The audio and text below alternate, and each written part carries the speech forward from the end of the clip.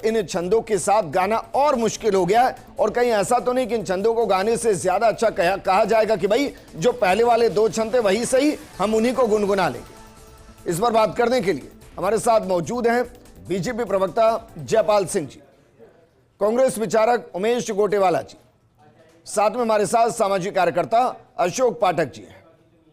शुरुआत करना चाहेंगे जयपाल जी आपके साथ। जरा बताइए, क्या वाकई में आपको लगता है कि 6 के 6 छंद गाना ये मुमकिन है और ये गाए जा सकते हैं सर्वधर्म के लोगों के जरिए? देखिए, वंदे मातरम एक गीत नहीं है, ये हमारे स्वतंत्रता आंदोलन की प्राणवायु था, एक मंत्र था जिससे अंग्रेज सरकार घबरा गई थी। तो मैं समझता हूँ आज ये बात करना अपने आप में बेईमानी होगी कि इसको पूरा गाना संभव नहीं है।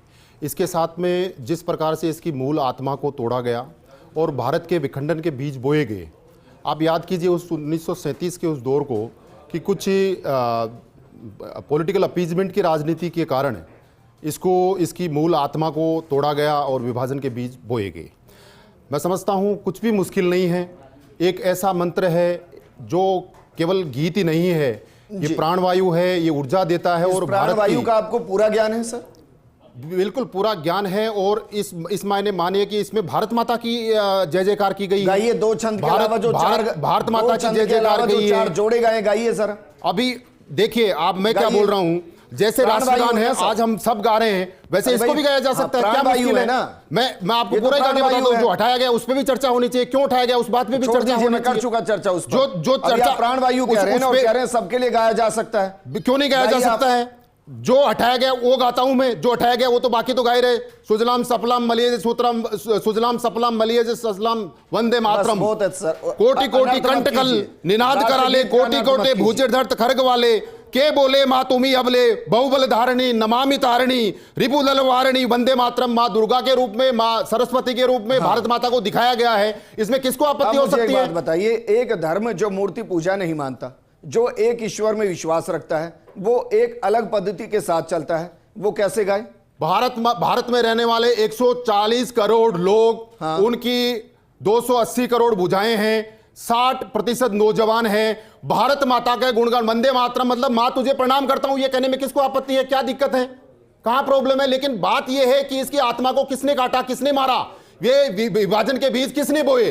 बात उसकी है। 1937 में कांग्रेस के कोलकाता अधिवेशन के दौरान इस वंदे मातरम की मूल आत्मा को मारा गया। भाई अगर इतना ही अच्छा है और ये प्राणवायु है तो कहिए सारे मिशनरी स्कूल की शुरुआत इससे होगी, फिर जीसस की प्रेयर से नहीं होगी शुरुआत। कहिए सब वंदे मातरम गाएंगे, मातृभूमि के लिए गाएंगे। मैं ये कह रहा हूं कि यदि राष्ट्रगान को गाया जा रहा है तो वंदे मातरम की उस मूल भाव की भी चर्चा हो कि इसको क्यों उठाया गया, उसको क्यों नहीं रखा गया, उसकी भी चर्चा होनी चाहिए। क्यों नहीं होनी चाहिए चर्चा? और जब देश को मानने वाला, भारत माँ को माँ मानने वाला गाने में तकलीफ क्या है, दिक्कत कहां है? क्यों नहीं गाएगा? मैं कह रहा हूं क्या सारे प्राइवेट स्कूल के अंदर भी माँ भारती की वंदना कराएंगे क्या? विजेंद्र जी, मैं ये निवेदन करना चाह रहा हूं, मिशनरी स्कूल में कराएंगे क्या? भारत को भारत मां मानने वाले लोगों को गाने में दिक्कत क्या है? फिर वही बात कर रहे हैं, बड़े हुए हैं वो स्कूल के बच्चे बहुत सीधा सवाल कर रहा हूं सर। सरकारी स्कूलों में जो करना है करिए आप। मैं कह रहा हूं जो प्राइवेट स्कूल भी हैं जिनमें ज्यादातर बच्चे पढ़ रहे हैं, कोई जीसस की प्रेयर गा रहा है, कोई कुछ कर रहा है, तो वहां भी कर दीजिए इसको ओपन। इस देश में वंदे मातरम गाएंगे। संविधान से ऊपर कुछ भी नहीं है। इस देश में रहने वाले हर व्यक्ति को, हर नागरिक को भारत के संविधान को मानना है। वो चाहे कोई स्कूल हो, चाहे मिशनरी स्कूल हो, चाहे दूसरे हो, भारत के संविधान क्या कहता है? संविधान क्या कहता है? संविधान कहता है कि सबको अपना धर्म मानने, उसका प्रचार प्रसार करने की स्वतंत्रता है। ये भी थोप नहीं सकते। राष्ट्र धर्म है, ये नहीं कहता। सब धर्मों से ऊपर राष्ट्र धर्म है, ये भी तो राष्ट्र धर्म है ना। ये कहां मानने में किसको आपत्ति है? ये कहां लिखा है? जब राष्ट्रगान माना है, राष्ट्रगान हम कर रहे हैं, तो राष्ट्रगीत गाने में क्या दिक्कत है? जब देश ने तय किया, देश की सरकार ने तय किया, संविधान के अंदर राष्ट्रगीत को गाना कंपल्सरी नहीं किया गया। देश की सरकार जो है आपने किया है क्या? वो उसने अशोक पाठक है तो उससे ऊपर है क्या? अशोक पाठक जी, देखिए 2 चीजें हैं, सबको गाना या जिसका मन करे उसको गाना, जो गा सके वो गाए। क्योंकि महत्वपूर्ण मेरी नजर में यह नहीं कि सब गाएं, महत्वपूर्ण यह है कि सब राष्ट्र भक्त हों, सब राष्ट्र के लिए काम करें। अब जो एक कहा गया है, क्योंकि मैंने सारे छंद आज से नहीं, मैं लंबे वक्त से पढ़ रहा हूं, और अगर कोई व्यक्ति उनको गाने में असहज महसूस कर रहा है, उनको लगता है कि भाई जो प्रैक्टिस हमारी सदियों से कराई जा रही है उसके अगेंस्ट ये जा रहा है, तो क्या उसको ये स्वतंत्रता अब होगी कि वो चाहे तो सिर्फ खड़ा हो जाए और ना गुनगुनाए तो भी चलेगा? राष्ट्रीय गीत, क्योंकि हमारा राष्ट्रगान तो जनगण मन अधिनायक है, और राष्ट्रीय गीत जो है इसको लेकर के जब आज़ादी के लिए संघर्ष चल रहा था तो हमारे क्रांतिकारियों के अंदर एक जोश भरने के लिए ये जो राष्ट्रीय गीत है उनके अंदर जोश और जज्बा पैदा करने के लिए पाठक जी, मैं इतिहास के पन्नों को नहीं खंगाल रहा हूं कि आनंद पट से इसको उठाया गया, आनंद पट में इसको लिखा गया, उसके बाद बाकायदा सारे छंद गाए गए, फिर अचानक से लगा कि नहीं ये देश की आजादी को कमजोर करेगा, फिर इसको लेकर कमेटी बैठी, उसमें सुभाष चंद्र बोस थे, नेहरू जी थे, मौलाना अब्दुल कलाम थे और भी थे उस वक्त के बुद्धिजीवी, जिनमें शायद बंकिम रविंद्रनाथ टैगोर भी थे, मैं नहीं जा रहा। उसके बाद ही 4 छंदों को हटाया गया था और 2 को स्वीकार किया गया था, ये हो गया इतिहास। अब मैं वर्तमान की बात करता हूं, 4 छंदों को वापस गाने की बात हो रही है, क्या सब गुनगुना सकते हैं बिना ये सोचे कि उनके धर्म की जो प्रैक्टिस सदियों से चल रही है उसके खिलाफ होगा? संभव है? धर्म की प्रैक्टिस के यदि विरुद्ध है तो उनके लिए तो इस बात को कह करके कि ये हमारे धर्म के खिलाफ है, हम हिंदुओं के साथ नहीं रह सकते, हमारी पूजा पद्धति अलग है, हमारा खान पीन अलग है, हमारा रहन सहन अलग है, ऐसा कहने वालों ने अपनी आबादी के अनुसार जनसंख्या ले ली और अलग से मुल्क ले लिया। अब उसकी तो कोई विषय है ही नहीं। अब जो वंदे मातरम में आस्था रखता है, भारतीय रीति नीति, यहाँ के रीति रिवाज, यहाँ के संस्कार में आस्था नहीं सर, भारतीय संस्कार, देश में आस्था, हाँ देश में आस्था जो रखे, भक्ति में आस्था, जिनको केवल इस्लाम में आस्था रखनी थी, जिनको इस्लाम फर्स्ट था वो गए। अरे सर, तो पाकिस्तान में थोड़ी अब जिनको नेशन फर्स्ट है, जिनके लिए नेशन फर्स्ट है, हाँ, वो भारत के अंदर है, ये माना जाता है। बिल्कुल अच्छी बात है। क्योंकि पटेल जी ने पूछा था रात ही रात में आपका हृदय परिवर्तन कैसे हो गया? अरे सर, अब कितने साल हो गए? अब तो जब वो बयान दिया गया था उसकी भी 4 पीढ़ियां आगे बढ़ गई। हाँ, तो मेरा ये मानना है, उनको ये भी नहीं पता कि पार्टीशन में हुआ क्या है। मेरा ये मानना है राष्ट्रीय गीत के लिए, वंदे मातरम के लिए किसी भी भारतीय को, वो किसी भी धर्म को मानने वाला हो, विरोध नहीं होना चाहिए। ये हमारी प्राणवायु है, ये एक देशभक्ति की पहचान है। तो आप ये मांग उठाएंगे कि जितने भी प्राइवेट स्कूल हैं, जितने भी मिशनरी स्कूल हैं, उन सब के अंदर सुबह की शुरुआत वंदे मातरम से होनी चाहिए। उठाएंगे, होनी चाहिए नहीं सर, मैं भी सेलेक्टिव पर्सपेक्टिव नहीं। वहां तो यीशु की प्रार्थना हो रही है, वो गलत है, भी यीशु की प्रार्थना करते, वो भी गलत है, क्योंकि किसी भी धर्म को मानने वाला हो, ए मालिक तेरे बंदे हम, तू ही राम है, तू रहीम है, तू करीम कृष्ण खुदा हुआ, हम ये पढ़ रहे हैं और फिर आप इसको कंपलसरी कर रहे हैं। यह आवश्यक है क्योंकि ये कुछ हमारे भारत के सिंबॉलिक हैं, तो यदि इनके लिए प्रत्येक भारतीय के मन में भाव नहीं पैदा होगा। नमाज अदा कर सकते हैं आप? नमाज अदा कर सकते हैं हर दिन सुबह?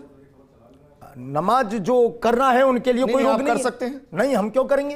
क्यों नहीं करेंगे? मेरे पूर्वजों ने नहीं की, मेरे पूर्वजों का जवाब डाला गया था नमाज के लिए, उनके पूर्वजों ने भी वो नहीं किया जिसको करने की बात कर रहे हैं। मौलाना नाजिम अशरफी जी हमारे साथ हैं, मुस्लिम स्कॉलर हैं। मौलाना साहब, बहुत सीधा सवाल है, अब ऐसा तो नहीं लग रहा है कि भाई पहले के 2 छंद ही ज्यादा अच्छे थे, यहां तो और प्रेशर आ गया है?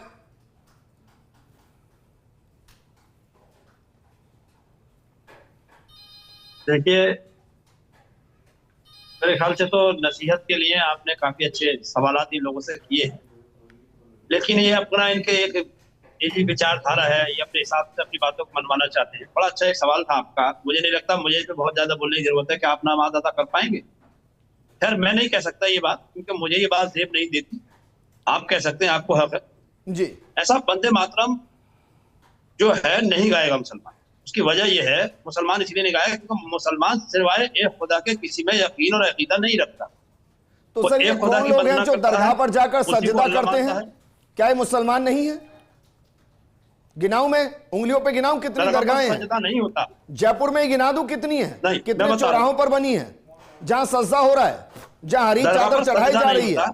देखिए, हाँ, यही फर्क है ना, चादर चढ़ाना एक अलग बात है, दरगाह पर सजदा नहीं होता, ना दरगाह पर नमाज अदा होती। सजदा जब हम कहते हैं, 3 पैर की उंगली पिछले वाले पेट जमीन से चिपकने चाहिए, नाक जो नर्म हड्डी होती है वहां तक टिक के माथा रगड़ जाना चाहिए, और आला 3 बार कहेंगे तब सजदा अदा होता है। इसी दरगाह पर कोई सजदा अदा नहीं होता। और ये बंदे नहीं मांगी जाती है कि हम अब कह रहे हैं कि दुआएं नहीं मांगी जाती नहीं दरगाहों में। दुआ तो मैं आपके लिए भी मांग सकता हूँ, क्या अल्लाह आपको सलामत रखे, अल्लाह आपको अच्छा रखे। अरे हमारे सर, मुल्क को अल्लाह अच्छा तो रखे, मुल्क को निराकार है अच्छा आपकी रखे, ये दुआ नजर में। मांगते हैं, क्या बात? भाई अल्लाह तो निराकार है, अब उसके लिए दरगाह की जरूरत तो है नहीं जाने की कि वहीं जाकर दुआ मांगेंगे आप, वो तो घर में बैठ के भी कर सकते हैं। तो फिर दरगाहें क्यों हैं? तो घर में अगर बैठ के वाकई करते में हैं लोग। इस्लाम दरगाह बुद्ध मस्जिद नहीं परस्ती है। के खिलाफ है, अगर वाकई में इस्लाम पद्धति के खिलाफ है पूजा के, अगर इस्लाम दुआ के अगेंस्ट है, तो फिर ये सब नहीं होना चाहिए। और अगर ये सब है और सजदा हो सकता है, तो जिस मातृभूमि पर मत्था टेक कर आप सजदा करते हैं, उस मातृभूमि की वंदना में समस्या क्या है सर? जिसमें पैदा होने के बाद आप गुड़हनियां चलते हैं, जिससे पैदा हुए अनाज को खाकर आपका शरीर चलता है, जिसकी प्राण वायु से आप चलते हैं, अगर उसको सजदा कर लेंगे तो क्या समस्या है? अगर वंदना कर लेंगे तो क्या समस्या है? नहीं करेंगे, यही तो फर्क है ना पढ़ने लिखने का थोड़ा सा। देखिए हम तो मर के नहीं भी करेंगे। देश की मिट्टी में मिल जाती है ना, यही नहीं करेंगे, हमारी तो बात अगर हम कहेंगे तो बड़ी दूर तक जाएगी। कह रहे हैं नहीं हम जब करेंगे। मरते हैं तो हम यहीं कब्र में दफन हो जाते हैं। लोग कहते हैं हम सड़ गए होंगे। मैंने कुछ विधायकों के मुंह से सुना कीड़े पड़ गए होंगे, सड़ जाते हैं, कीड़े पड़ जाते हैं। लेकिन अच्छा, हमें मैं तो कोई ये दिक्कत सोच नहीं। रहा हूं कि हम शायद अपने मैं मुल्क के लिए, अपने कंफ्यूज वतन की मिट्टी हूं। में अभी दफन हो बताइए, जाते हैं। राष्ट्रगान गाने की भी परमिशन इस्लाम देता है नहीं देता है? राष्ट्रगीत तो बहुत दूर चला गया। नहीं देता। नहीं, राष्ट्रगान गाते हैं हम लोग, राष्ट्रगान गाते हैं। चलिए, इस्लाम तो पूरा तो नहीं, एक मिनट, पूरा तो नहीं गा सकते क्योंकि उसके अपने प्रोटोकॉल हैं, लेकिन जब कहा जाता है कि भारत भाग्य विधाता, अरे भाई तो किसको बताया गया है? हाँ, तो भाग्य विधाता में दिक्कत क्या, उसका मेन था, समझ रहे हैं ना क्या दिक्कत है भाग्य विधाता में? और विधाता का वंदे मतलब मातरम में लिखने क्या वाला होता दिक्कत ना। है? तो उसमें हम वंदना करते हैं, इसकी पूजा करते हैं, वो नहीं करेंगे। अरे सर, मुझे आज तक ध्यान देखिए, नहीं है, मैं मैं पढ़ा कहता हूं, हूं। मैं अच्छा खासा पढ़ा लिखा आदमी हूं, मैंने नहीं देखा कि कहीं आरती की थाली मेरे हाथ में हो और मैं वंदे मातरम के साथ किसी की पूजा कर रहा हूं। मैंने नहीं देखा ये सब। देखा है क्या आपने कहीं किसी को? देखो हम तो इन चक्करों में नहीं पड़ते ना, हम किसी की ना मूर्ति की पूजा करते हैं, अल्लाह को निराकार मानते हैं। अरे फिर ये No doubt दरगाह है। कहाँ है? आप समझना ही नहीं चाहते। अगर फिर आप क्यों हर बात दूसरे हमने चौराहे पर बताएंगे। दरगाह है भाई? अगर नहीं मानते मूर्ति अरे तो पूजा दरगाह को, में हमने थोड़ी कहा आप जाइए, हम अगर थोड़ी नहीं कहा। मानते बुत परस्ती दरगाह को, कोई इबादत की जगह कहिए थोड़ी है। सारे, कहिए आप कि जो मूर्ति, जो बुत परस्ती में पड़े हैं वो सब काफिर हैं, कहिए आप, चाहे वो दरगाह- मुसलमान ही क्यों ना हो। दरगाह इबादत की जगह नहीं है, दरगाह इबादत की जगह नहीं होती। तो किस आप ये चीज बात की है? समझना क्यों नहीं चाहते? कब्जा करने की दरगाह जगह। में इबादत नहीं होती। अतिक्रमण करने की जगह, नहीं, कब्जा भी नहीं होता। कब्जा करने की जगह, हिंदुओं को मूर्ख बनाने की जगह, चिता जला के धन इकट्ठा करने की जगह, आप कब्जा मुक्त कर काय के लिए? जलाने के बाद काय के लिए कब्र? ठीक है, नहीं भाई, उमेश कोटेवाल जी, अरे ये आदमी क्यों अगर बोला इसको भाई? लागू किया जा रहा है, अब नमाज पर्सनल पढ़ेगा नहीं क्या? भाई, कोई पर्सनल नहीं होगा एक दूसरे पर। उमेश कोटेवाला जी, अगर इसको लागू बोला किया भाई, जा कैसे रहा है बोला ये आदमी? तो क्या वाकई में इसमें कोई समस्या हो सकती है? विजेंद्र जी, बात ऐसी है कि अगर वंदे मातरम लागू किया जा रहा है तो इसमें कोई आपत्ति वाली बात नहीं है, दूर दूर तक नहीं है। पर लेकिन आपत्ति मुझे इस बात की हो रही है आपके इस चैनल पे आके कि जैसा मुझे जानकारी मिली है कि राष्ट्रगान से पहले वंदे मातरम गाया जाए। जी, जो राष्ट्रगान आज बच्चों के, बच्चे हों, बूढ़े हों, महिलाएं हों, बच्चियां हों, कोई भी हो, जी, आज मैं 65 साल से ऊपर की उम्र का हूँ जी, और आज भी मैं राष्ट्रगान पूरे बिना रुकावट के बोल सकता हूँ। और जो आज मैं मतलब वंदे मातरम पूरा नहीं पढ़ सकता, भाई वो आपकी कमी रही है बिना ना, देखे वो नहीं कांग्रेस की बोल कमी रही है। सकता। अरे क्यों? कांग्रेस ने पढ़ने ही नहीं दिया, कांग्रेस चार छंद उड़ा दिए। कांग्रेस ने नहीं पढ़े। आज जनगणमन इसलिए याद है क्योंकि बच्चा बच्चा पढ़ता है। बात यह है कि ये जो नए नए विवाद उत्पन्न किए जा रहे हैं, जी। ये राजनीति के पर्दे के पीछे से खेले जा रहे हैं। भाई गजब ही कर रहे हैं। क्या बनाया आपने, क्या स्वीकार बनाया? आपने किया, चार छंद काटे आपने, 2 छंद स्वीकार किए कांग्रेस ने, हाँ? और गलती हो गई दूसरे की, जो कह रहा है कि चलिए संपूर्ण को वापस स्वीकार करते हैं, वो गलत हो गया। नहीं, राष्ट्रगान आज जो गाया जा रहा है जी, आज अभी ये बताइए, ये अगर आज इस बात की आप ये बात कर रहे हैं तो प्रधानमंत्री जी हों, चाहे राज्यों के मुख्यमंत्री जी हों, कोई भी हो, जी, आज राजभवन हो चाहे राष्ट्रपति भवन हो, जी, आज हर जगह सबसे पहले राष्ट्रगान गाया जाता है, शपथ ग्रहण से पहले भी हाँ, और ठीक शपथ है। ग्रहण के बाद भी। अब नहीं गाया जाएगा, पहले अब क्यों नहीं राष्ट्रगीत गाया जाएगा? मैं बताता हूँ ये क्या राजभवन और राष्ट्रपति भवन का अपमान नहीं है? नहीं है, एक प्रोटोकॉल होता है गोटेवाला जी।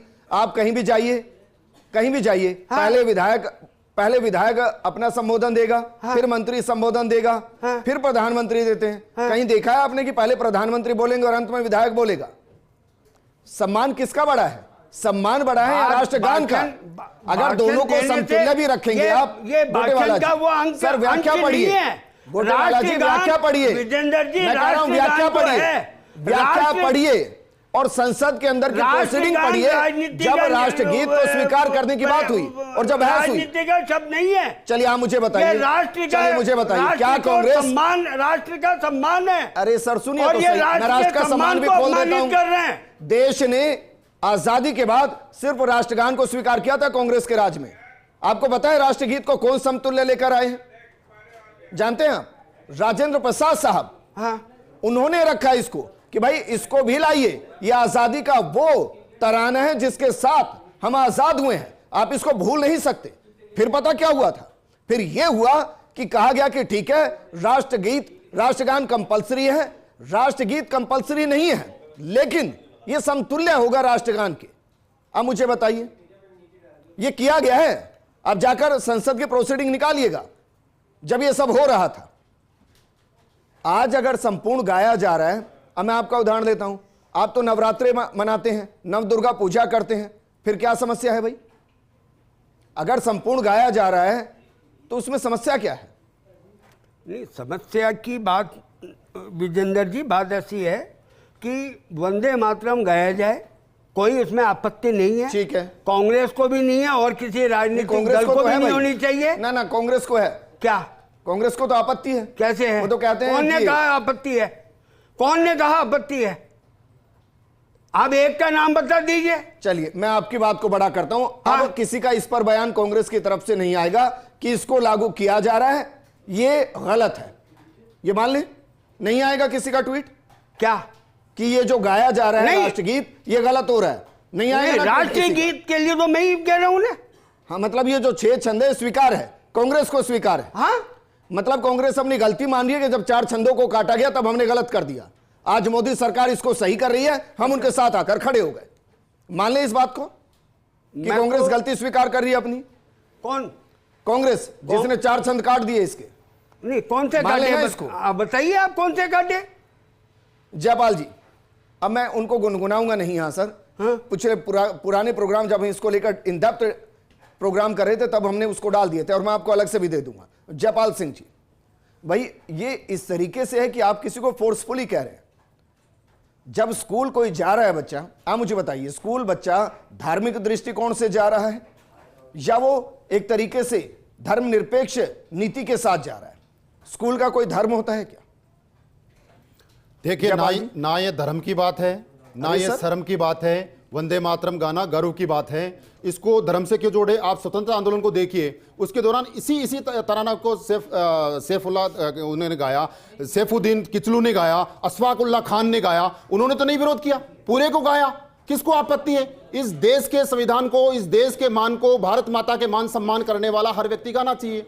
लेकिन बात यही है कि इसको सांप्रदायिक दबाव के कारण इसके मूल छंदों को, 6 छंदों को काटा गया, इसकी आत्मा को काटा गया, छंदों को और विभाजन के बीच 4 छंदों को काटा गया, 4 छंदों को काटा गया, उसके विभाजन के बीच वहीं से बोए गए, बाद में जाके बंग हुआ। यानी ये देखिए किस तरह से पॉलिटिकल अपीजमेंट की पॉलिटिक्स हुई। और नेहरू जी और उस समय CWC की जो मीटिंग हुई कलकत्ता के अंदर, इसमें माननीय जो श्यामा प्रसाद मुखर्जी है उनको पत्र लिखते हैं कि ये जो छंद है वो ठीक नहीं है, इससे विभाजन होगा, इससे किसी धर्म की आस्था पे खिलवाड़ होगा। इस प्रकार की बातें कहकर इनके छंदों को उड़ाया गया, आत्मा को काटा गया। आज जब भारत मानता है 140 करोड़ लोगों का देश है, इसको गाने में किसी धर्म पे, किसी की धर्म की आस्था पे कोई सवाल और प्रश्न नहीं उठता है। क्यों नहीं मैं कह रहा हूं खान ने गाया, यही तराना गा के आजादी के लिए आजादी की लड़ाई लड़ी। कहां दिक्कत हुई उनको? इसलिए इस प्रकार की बात करना, मैं समझता हूं भारत के 140 करोड़ लोग इसको स्वीकार करेंगे। इसको स्कूल से जोड़ना, वो मिशनरी स्कूल से जोड़ना, सब लोगों को आना चाहिए, क्योंकि आज देश को आजादी हुए इतने साल हो गए। इसके ऐतिहासिक और सांस्कृतिक महत्व और ऐतिहासिक यात्रा के बारे में हमारे बच्चों को पता होना चाहिए कि किस तरह से गोलियां जब चली तो लोगों ने वंदे मातरम गाया। स्वतंत्र वीर सावरकर जी को नेहरू जी उस समय कहते हैं कि आपने वंदे मातरम लिखा, यह दंडात्मक कार्रवाई होगी, और उनको किसने लिखा? जेल में भेजा। जब इन्होंने वंदे मातरम गाया वीर सावरकर जी ने, तो उस समय नेहरू जी ने कहा कि यह ठीक नहीं है, यह भारत के ठीक नहीं है, यह भारत के अनुरूप नहीं है, इसलिए उनको जेल में भेजा गया। ये कौन से साल की बात कर रहे हैं? ये 1937 में, 1937 में। इसके गाने लगा, गजब कर रहे हैं आप। इसको स्वीकार कब किया गया है? मैं ये कह रहा हूं कि जब उन्होंने गाया था उसका विरोध किया। मैं ये कह रहा हूं वीर सावरकर जी ने इसको गाया तो उन्होंने कहा कि ये ठीक नहीं है। जयपाल सिंह जी, वंदे मातरम जयपाल सिंह 1937 में तो आप विरोध हुआ। जानते हैं कि कांग्रेस के अधिवेशन में इसको स्वीकार किया गया था, जानते हैं आप इसको? मैं ये पहली बार कांग्रेस के अधिवेशन में इसको गाया गया था, जानते हैं? नहीं जानते। तो उन्होंने कहा कि ये ठीक नहीं है और उनको जेल भेज दिया गया कि ये देशद्रोह का मुकदमा दर्ज किया गया उनपे।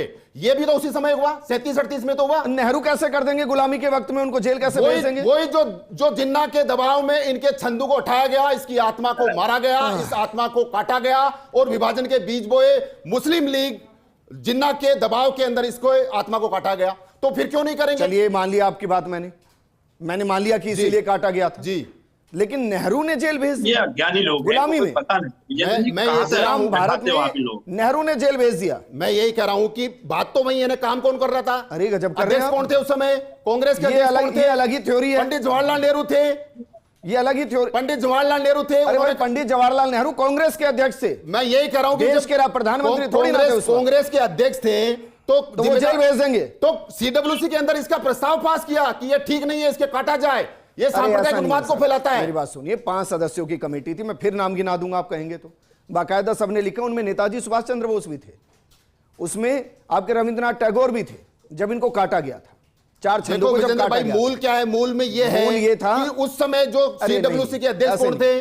ऐसे नहीं। और मौलाना नाजिम साहब को काटा क्यों गया? नहीं, मौलाना नाजिम इसलिए काटा गया कि वहां देश की आजादी का जो तराना उस वक्त गुनगुनाया जा रहा था, वो सांप्रदायिक रंग लेकर बंटवारे की तरफ ना बढ़ जाए। जो हमारे राष्ट्रभक्त हैं, जो देशभक्त हैं, जो क्रांतिकारी हैं, वो छिटक ना जाए। अब रुक जाइए। मौलाना नाजिम साहब, विरोध हुआ इसका। मौलाना नाजिम साहब कहीं भी ये लिखा है क्या कुरान में? एक मिनट सर, कुरान या हदीस में कहीं लिखा है कि मातृभूमि की वंदना नहीं हो सकती? ये कहीं लिखा है क्या?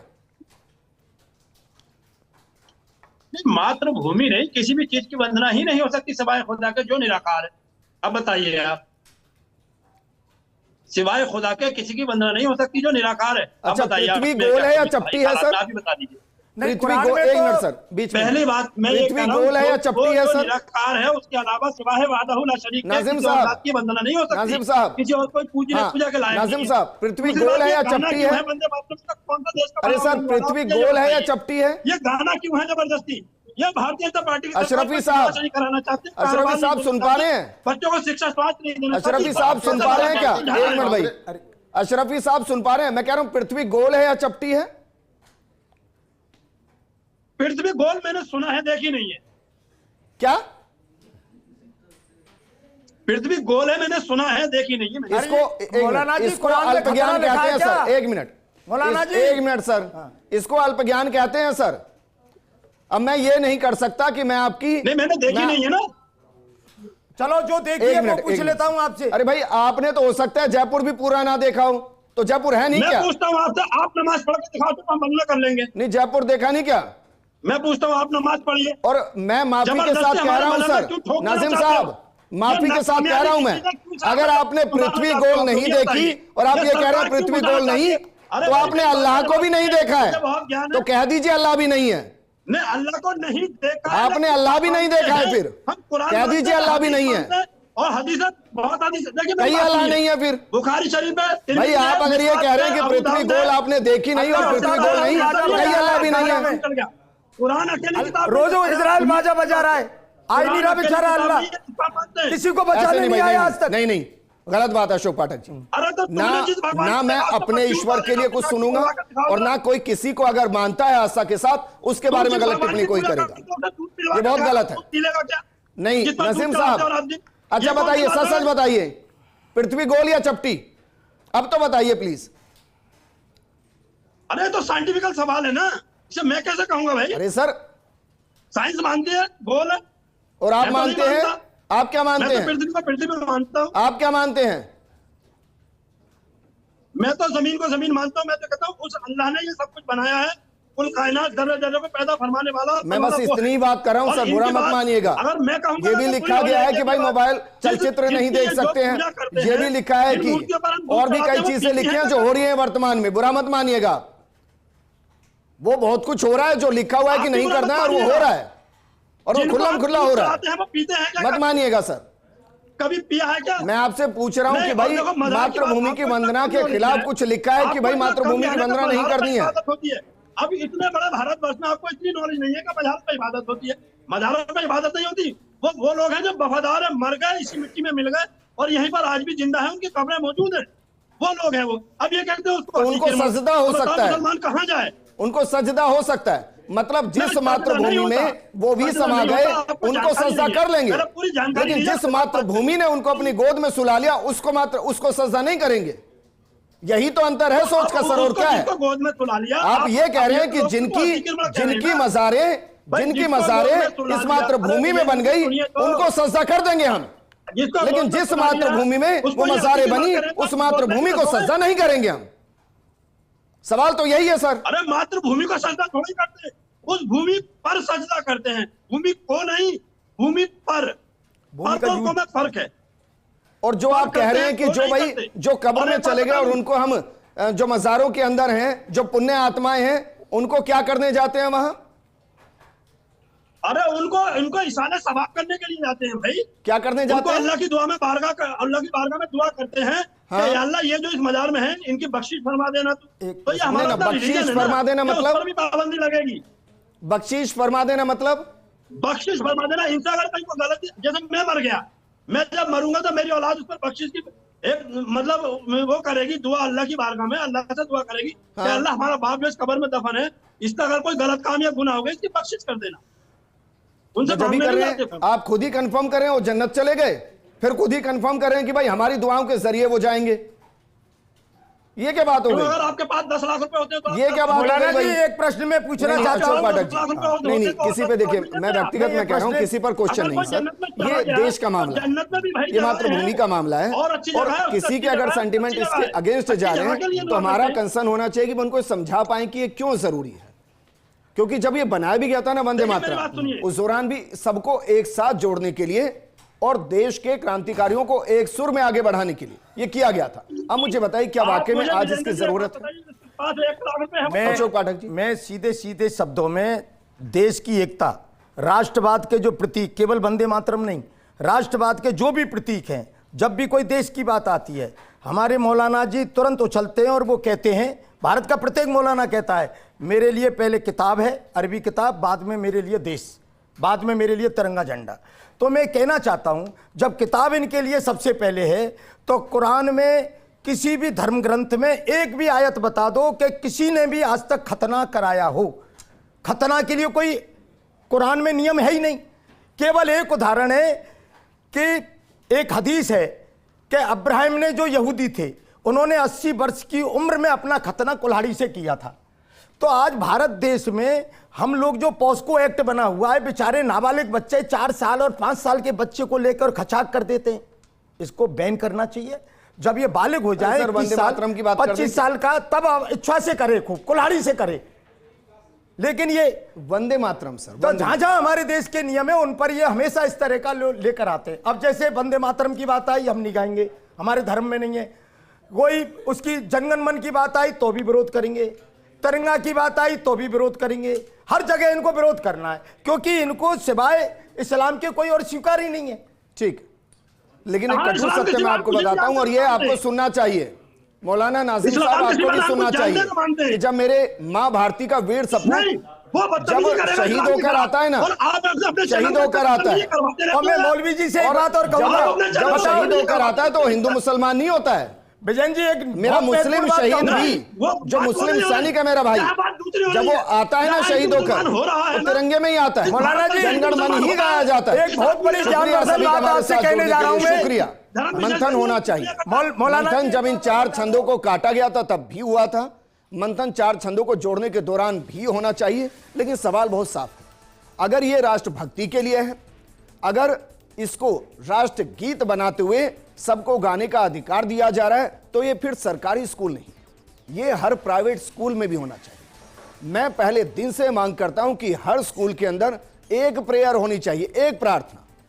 मैटर नहीं करता कि वो स्कूल कौन सा है, एक प्रार्थना जो शायद हो सकता है कि धर्म से इतर हो लेकिन राष्ट्र प्रेम से उत्प्रोत हो।